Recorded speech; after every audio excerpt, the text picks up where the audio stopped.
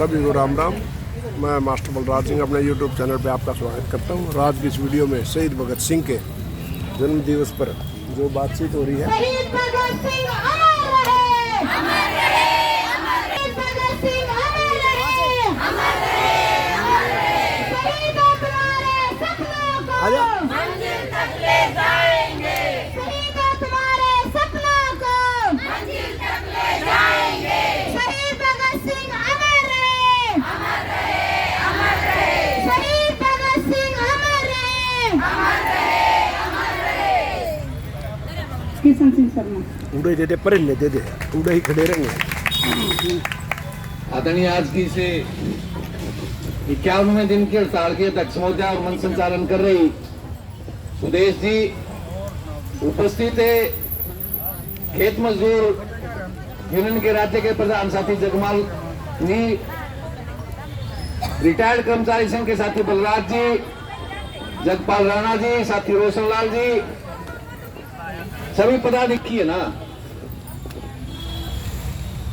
मेरे हिसाब से ये खेत मजदूर संगठन के पदाधिकारी हैं। यदि कोई प्रोफेसर भी हो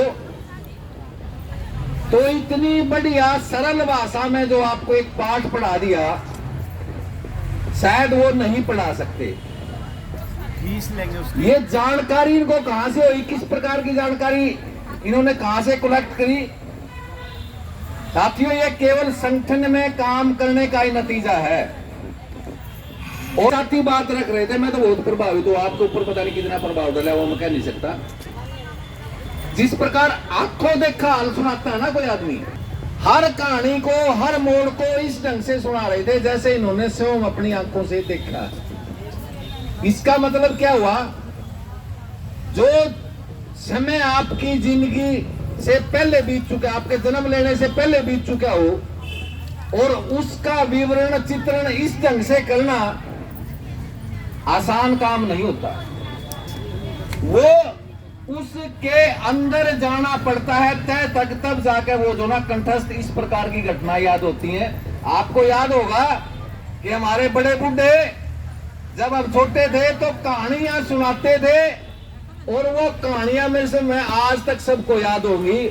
इस प्रकार कहानी के रूप में जो साथी ने जगमाल जी ने पढ़ाया, मैं इनका बहुत बहुत क्रांतिकारी अभिनंदन करता हूं। इन्होंने बहुत बढ़िया तरीके से आपके सामने बात रखी है। अब जो बात रखी, क्योंकि आज शहीद भगत सिंह की जयंती है, आज भी मनाई जाएगी, कल भी मनाई जाएगी। साथी ने बता दिया होगा कि वो 27 और 28 की रात थी। समय किसी को एक्चुअल याद नहीं था वो 27 है कि वो 28 है, इसलिए कुछ लोग उसको 27 को भी मनाते हैं, कुछ लोग कल भी मनाया जाएगा पूरे देश में। और जीवन के ऊपर तो साथी ने पूरी बात रख दी। अब जो उनकी एक उद्देश्य था, जो धारणा लेके वो चले थे, उस धारणा के तहत उनका एक जो पहला और जो मुख्य काम था, उद्देश्य क्या था, क्या चाहते थे? वो चाहते थे कि देश में क्रांति पैदा हो। क्रांति का मतलब है कोई ये नहीं कि 10-20 आदमी बंदूक लेके आए और फटाफट कहीं भी चला दे और 10-20 चाहे वो जो गैर सामाजिक तत्व है उनको मार दे, ऐसा क्रांति नहीं। क्रांति ऐसी कि जो अपने ऊपर या कहीं भी अन्याय हो रहा हो उस अन्याय को सहन ना करें, इस प्रकार की क्रांति चाहते थे। और क्रांति वो केवल एक समय के लिए नहीं, क्रांति शारीरिक रूप से नहीं, जब तक दिलों में, जब तक दिमाग में क्रांति कैसे पैदा होगी, जब तक दिमाग में नहीं होगी तब तक कहीं भी क्रांति नहीं आ सकती। एक व्यक्ति के दिमाग में क्रांति की भावना पैदा हो जाए, क्रांति का मतलब ये नहीं है लड़ाई, क्रांति का मतलब है अन्याय के खिलाफ लड़ाई लड़ना। और वो अन्याय के खिलाफ लड़ाई लड़ने के लिए आज के समय में एक व्यक्ति संपूर्ण नहीं हो सकता, एक आदमी उस क्रांति को आगे नहीं बढ़ा सकता। उसके लिए किस चीज की जरूरत है? आज अन्याय को दूर करवाने के लिए के खिलाफ हमें संगठन की जरूरत है। और संगठन की पहचान वो सबसे पहले करके कि कौन सा संगठन सही है, कौन सा संगठन सही नहीं है, हमें सबसे पहले इस प्रकार के संगठन ज्वाइन करने चाहिए।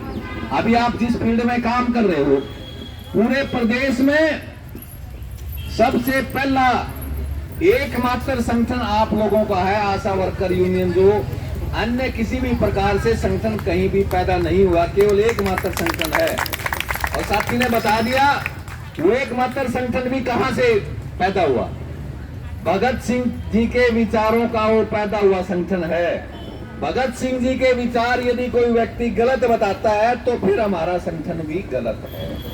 हम स्पष्ट तौर पर कहना चाहते हैं कि ये संगठन चाहे वो CI2 से संबंधित है, चाहे वो सर्व कर्मचारी संघ से संबंधित है, इन संगठनों के ऊपर भगत सिंह के विचारों की पूर्ण रूप से छाप है। उसकी पूर्ण रूप से उनके विचारों में आस्था रखते हुए इस उद्देश्य को आगे लेके चलते हैं। अब इस उद्देश्य को आगे लेके चलने के लिए किस प्रकार की आगे हमें मेहनत करनी पड़ेगी? मेहनत ये करनी पड़ेगी, आज आप लगातार, एक समय है कि आपने सरकार के खिलाफ आंदोलन छेड़ दिया।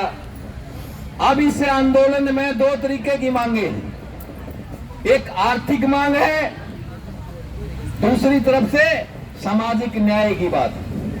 अगर आपकी आर्थिक मांग पूरी कर दी जाए, 4,000 से 26,000 रुपए मांग रहे ना, 26,000 रुपए सरकार कर दे और बाकी चीजों पे आपकी सरकार के साथ वही स्टैंड रहे जो आज भी खड़े हैं, तो शायद आप में से काफी महिलाएं जो ना आंदोलन से पीछे हट जाएंगी कि सरकार ने 26,000 रुपए हमारे कर दिए।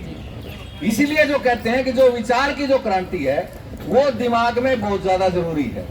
अब हम तो नौकरी कर चुके हैं, रिटायर भी कर चुके हैं, बढ़िया पेंशन ले रहे हैं, हमने क्या जरूरत है रोज आपके बीच में आने की, या जहां भी काम करते हैं किस लिए जरूरत पड़ रही है? ये जो ना विचार जो है, एक विचार जो बना हुआ है, उस विचार के तहत है कि जहां कहीं भी अन्याय हो रहा हो, हम उस अन्याय के खिलाफ ज्यादा कुछ नहीं कर सकते, खड़े होकर अपनी बात तो कर ही सकते हैं, और बात भी कोई सुनने के लिए तैयार है, सुनाएंगे।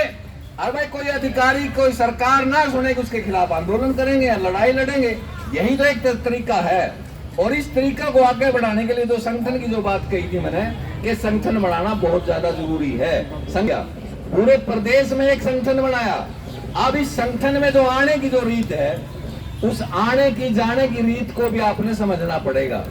आज आपका आंदोलन हो रहा है, कोई दो राय नहीं कि 100 के 100% आशा वर्कर हड़ताल पर हैं। यहां 100 की 100% नहीं हो सकती, घर में किसी को कोई जरूरी काम हो जाता है, एक आदि रह जाती है। क्या अन्य मौकों पे भी आप 100 की 100% आते रहिए? नहीं आई ना। कारण क्या है कि दिमाग अभी तक जहां होना चाहिए था, जिन कामों के